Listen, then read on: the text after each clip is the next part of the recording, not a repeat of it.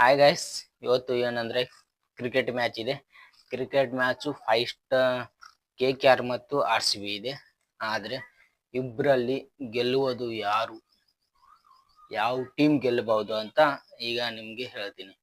ಅಂದ್ರೆ ಇವತ್ತೇ first start ಹೇಳ್ಬೋದು. ಸ್ಟಾರ್ಟಿಗೆ ನನಗೂ 50-50 ಅಂತಾನೆ, ಇದೇ ಗೆಲ್ಲುತ್ತೆ ಕಂಪಲ್ಸರಿ ಅಂತ ಹೇಳಕ್ಕಾಗಲ್ಲ.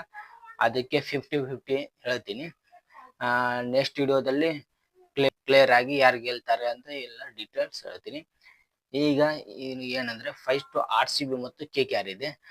ಇದರಲ್ಲಿ ಟೀಮ್ ಏನು ನೋಡಿಲ್ಲ, ಸುಮ್ ಎಕ್ಸಾಂಪಲ್ ಹೇಳಾಕತ್ತೀನಿ. ನೆಕ್ಸ್ಟ್ ವಿಡಿಯೋದಲ್ಲಿ ಎಲ್ಲ ಹೇಳ್ತೀನಿ ಅಂತೆ ನೆಕ್ಸ್ಟ್ ಟೀಮ್ ಬಂದಾಗ.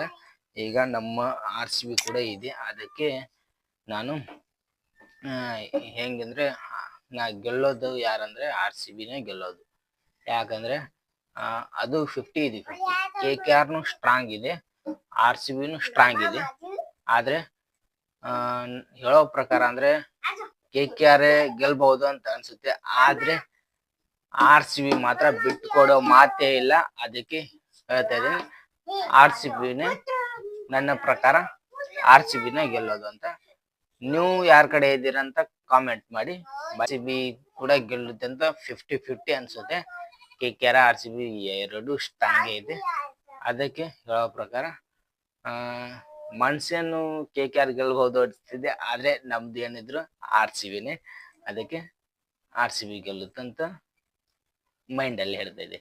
Okay, bye, take care.